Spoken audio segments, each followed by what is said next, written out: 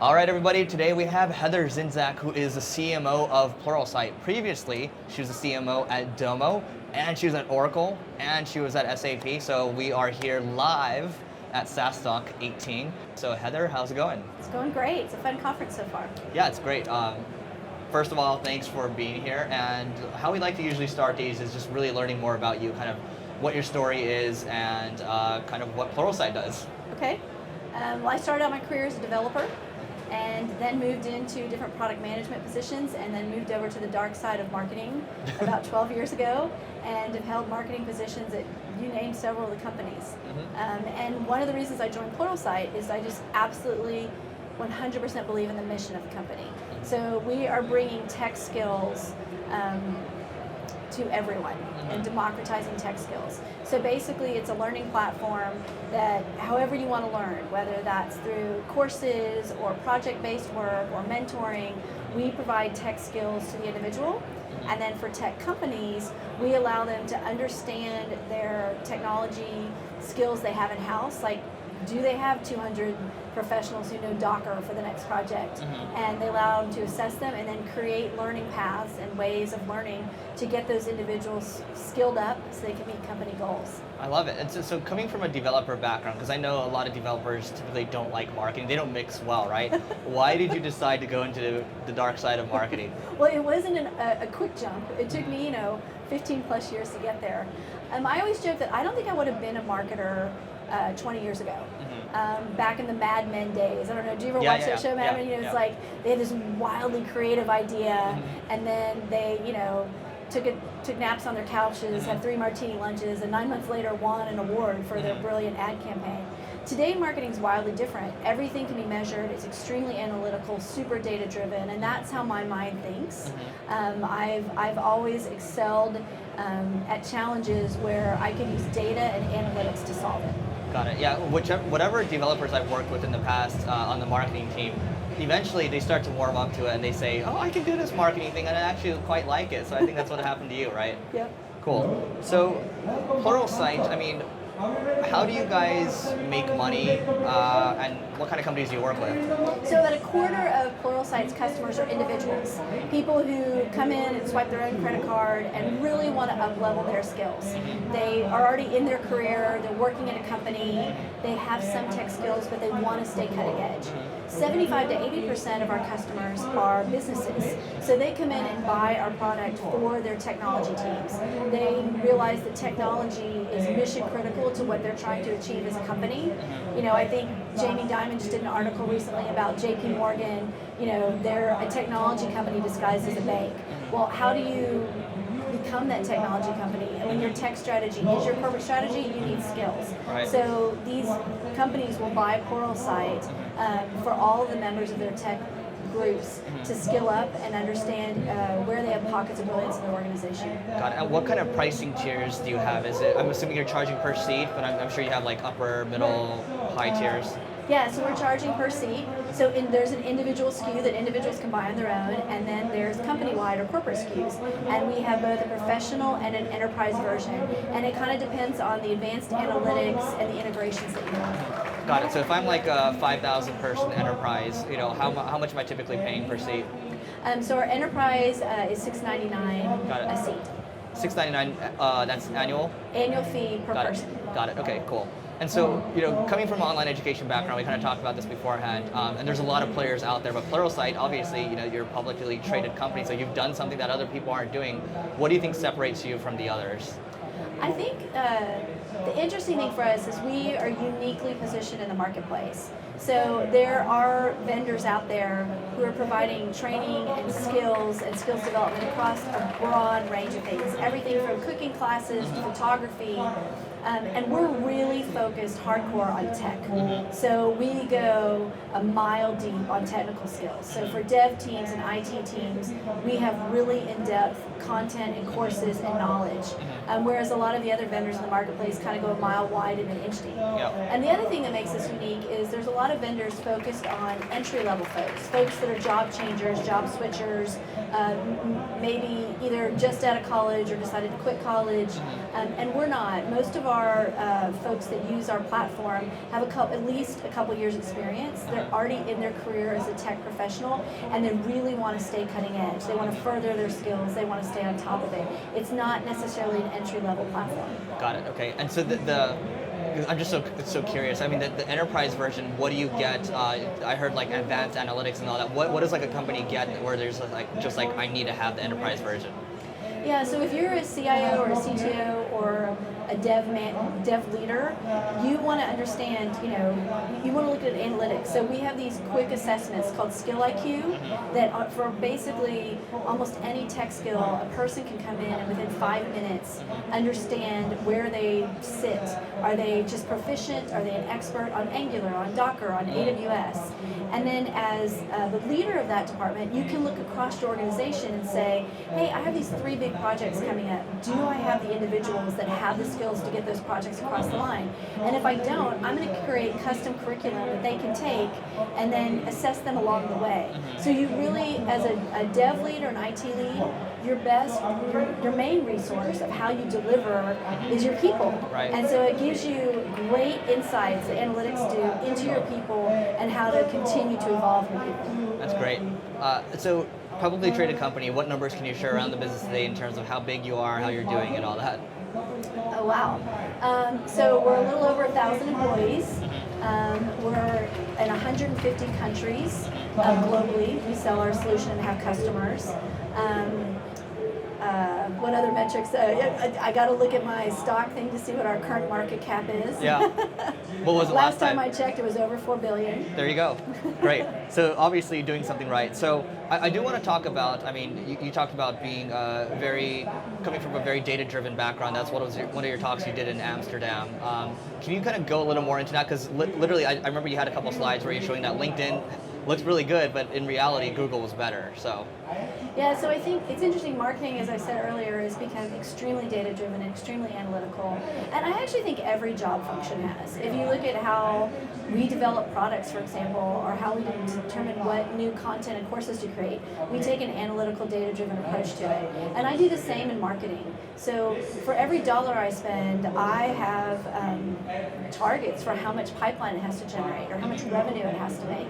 Everything can and should be measured. And so when you really look at the lens for B2B marketers, especially across the entire funnel, not just how much does it cost to get a lead in, but how much does that lead cost when a sales rep says, yeah, I'm going to work this? Or how much did it cost you to have a closed deal? Right. So if you look the whole way down and understand the life cycle and the costs along the way and what it's actually getting you, you can make changes. And sometimes it's not just the cost. It might be, you know what, we're going to do a program to accelerate our sales cycle.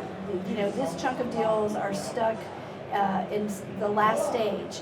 We're going to go create marketing programs that we know work based on data that accelerate the sale close. Right. I mean, or you could do it based on customer retention. I mean, but if you can have a goal and understand the outcome you want and quantify it, then you can march towards it. Right, and do you have any, because the charts you made were really pretty, I'm just wondering, like, data-driven person probably knows a couple of really cool tools that marketers would like, so are there any tools that you can speak to that you really love? You know, I think we use a lot of tools at Pluralsight. So we do use Domo, my former company. We also use Tableau. We use reporting out of Salesforce.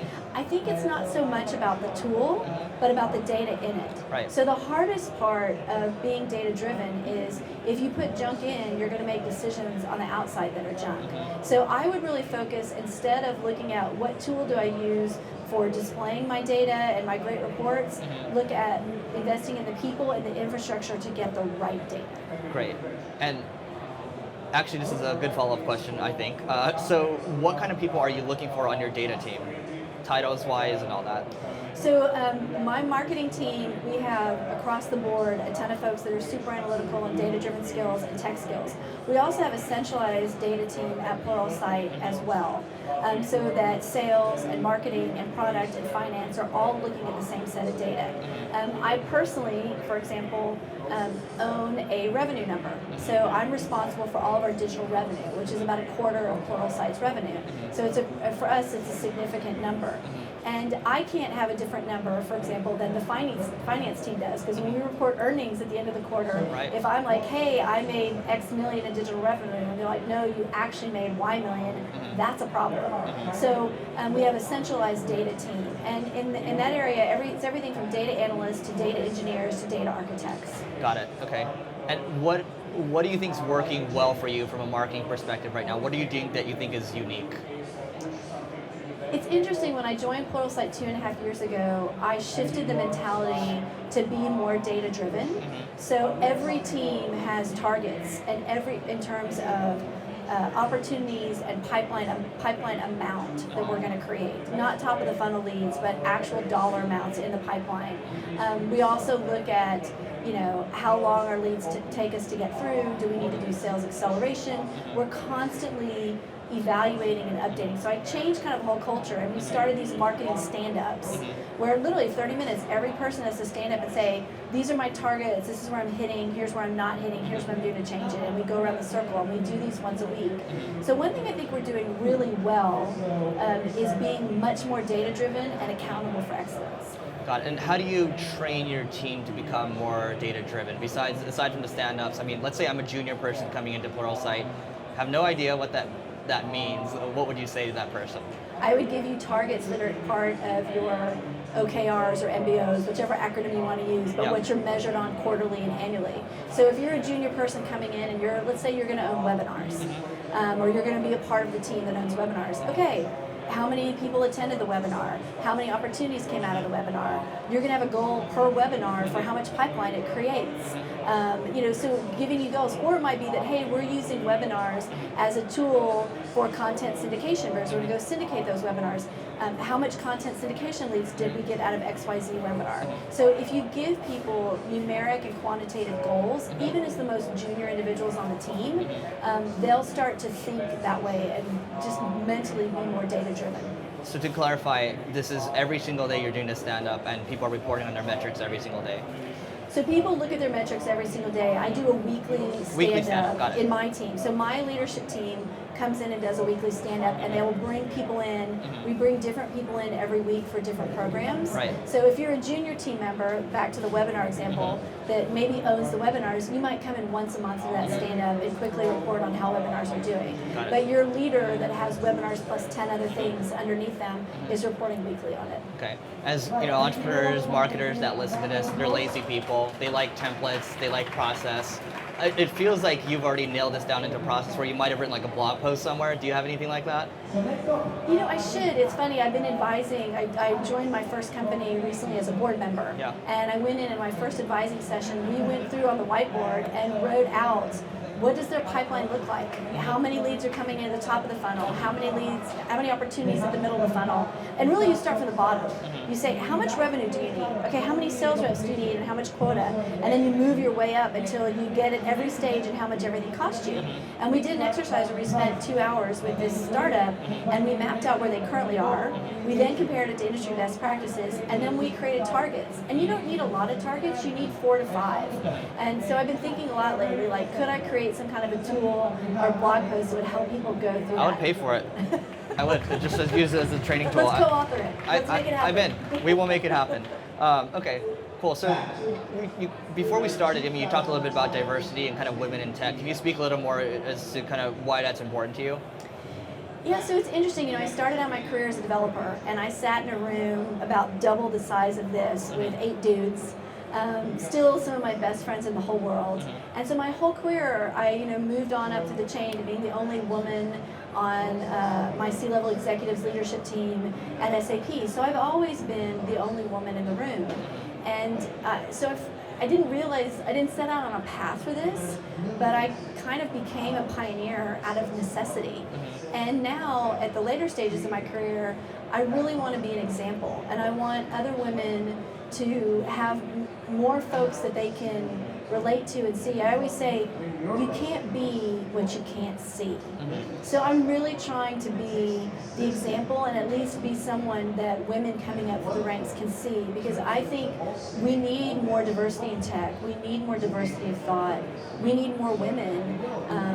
Not just women, we need all diversity, but it really makes better outcomes. Like, you look at the stats, companies that are bought are acquired for more if they have diverse leadership. ROE, return on equity, is higher if they have diverse leadership. Operating margin is usually higher if they have more diverse leadership. So it's really good for industry and company outcomes. As Jack Ma of Alibaba said, his secret is women, right? And that's why he's got I think he's got a women-only conference. So he's all about that. I think. What do you think what are you doing right now, I guess, for personally, to kind of draw more awareness to kind of using you as an example and inspiring more women? I think a couple things. One is me personally. So at the last two companies I've been at, both Domo and Pluralsight, I co-founded a group of women at Domo and women at Pluralsight. And we at Pluralsight established a mentoring program. We have quarterly meetings. Great. We've really tried to bring women together and provide not only a network, but also provide tools they need to succeed so that they can be promoted, they can move up. So that's one thing I'm personally doing. The second thing is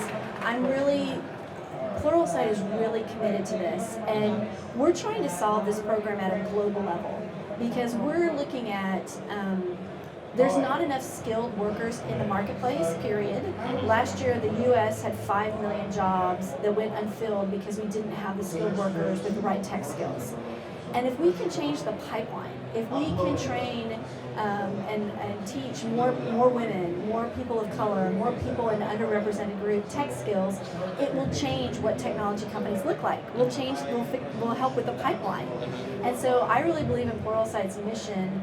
They founded an organization called Pluralsight One that partners with groups of underrepresented, whether it's women or minorities, to help give them tech skills. And so at a bigger level, at a macro level, Pluralsight is trying to change this on the global scene. Got it. And would you say Pluralsight mostly targets mid-market to enterprise companies? Now, I know there's a lot of people that sign up by themselves, but for your sales team, I guess. So for our sales team, the cool thing is we have a B to C to B model. Yes, I remember you talking about that. Yeah, so think Slack or Dropbox or some of these other companies where 20 to 25% of our customers are individuals. They're swiping their own credit card, but 85% of them have jobs. And in fact, 60-some% of them we can tie to accounts in Salesforce. So it's an awesome lead gen. It's like the Trojan horse. You have these people that they love your product so much they're willing to pay their own credit card and pull out their own wallet. Now we've rolled that Trojan horse into the organization and it spreads. And then 75 to 80% of our business is in the B2B side. And our fastest growing segment is our enterprise business, because large companies are just recognizing they don't have the skills they need. They have massive skills gaps, and they can't innovate without technology skills as a core competency. I love it. Okay, and I remember in that talk, you also talked about why a product marketer is a secret to your success. Can you elaborate on that? Yeah, so if you think about, ultimately, if you want revenue, where does it all start? The starting point is identifying your buyer. Who is the person that's going to buy your product? And identifying what matters to them and how your product uniquely fills that need. And if you don't get that right, everything else downstream fails. Your marketing campaigns fail. Your sales activities fail. Everything fails. You have to get really strongly who the buyer is and what's important to them. And it's funny, when I joined Pluralsight, we shifted a little bit who our buyer was, or not a little bit, we shifted a lot. And we started a whole new campaigns, and it's been the secret to our success. It's why we've seen the massive up-leveling and growth in the last couple years. It's because we went after the right buyer with the right message. Got it. And how do you find, product marketing can seem like this nebulous thing, so how do you go about finding the right product marketer to join your team? So I grew up the chains as a product marketer. I moved from dev to product manager to product marketing to marketing. And they're an interesting group of people, as myself being one. I feel like I'm not picking on them. And it's hard to find really great product marketers. I think it's one of the tougher skills, because it needs to be somebody that's really analytical and can massively evaluate, total addressable markets, understand TAMs, and look at data. But they also have to be a strategic thinker because they're setting, in a way, the strategy for the company. They're the CEO of the product. Exactly. Yeah. And they have to have empathy. They have to be someone that can really relate with a customer and a prospect to understand their needs. And those skill sets don't always go together. So it's a little bit of the holy grail. Got it. Okay, there you go. I guess, where do you go find these people? It's a good question. I think I've had the most success in my past looking at my own networks. So having grown up through product marketing in Silicon Valley, I still keep a strong network of folks. That's been my most successful tool, but I'm sure there's better ones. Got it. Makes complete sense. That's fair. Working towards wrapping up here, what is one new tool, or it could be an app, like a Peloton bike or like Evernote that you've added in the last year that's added a lot of value to your life?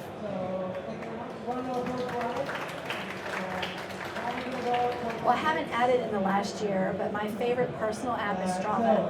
Strava. So Okay. my husband and I are big bikers, and we always joke that if you didn't happen on Strava, it didn't happen. Got it. Okay. So just being able to understand, it's helped with our training schedules, and we go every other year for a giant bike ride through Europe, and really being able to track our progress. And as we get ready for the bike ride that we're both going on, we look at each other's accounts, and we're like, hey, you're not going to be able to keep up with me because you haven't been putting in the miles I have, or you haven't been climbing the elevation. It's a competitive thing. Yeah, totally. So Strava is probably my favorite personal app. Got it. Wonderful. And what is one must-read book you'd recommend to everyone? What? Book?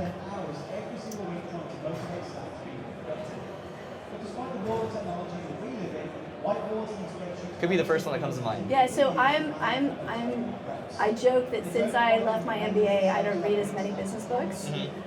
So I'm an avid reader. Could be fiction. It is. That's what Yeah. I say. I read Yeah. like at least a book a week. Great. And for me, it's an escape. It's the thing I read. It's what I do at night before I go to sleep. It quiets my brain.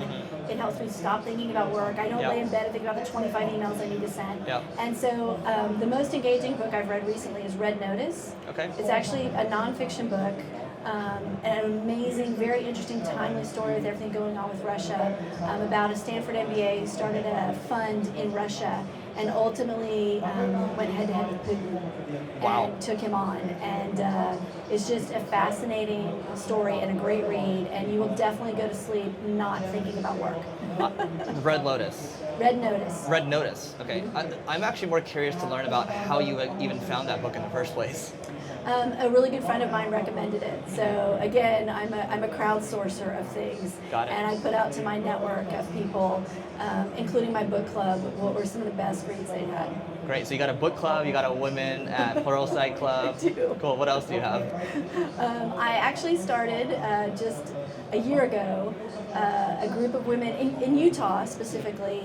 I had the impression that there's not as many senior women executives as when I worked in the Bay Area, for example. Yeah. And the truth is, there's actually a ton of us, and we're amazing. And we just don't see each other that often because you can't be what you can't see. So I started a group that I've now had 2 meetings, but we come one night a quarter to my home because I found if you invite people to your home, it's a whole different vibe. Yep. And we have drinks and a casual dinner, and it's all C-level female executives in the state of Utah, and it's just been really wonderful. That's great. What's it called? I don't have a name for it. It's You gotta name it. just my tribe. Yeah. Cool. Well, Heather, this has been great. What's the best way for people to find you online? I probably Twitter. It's at @Zynczak, or I'm on LinkedIn. Heather, thanks so much for doing this. Thank you.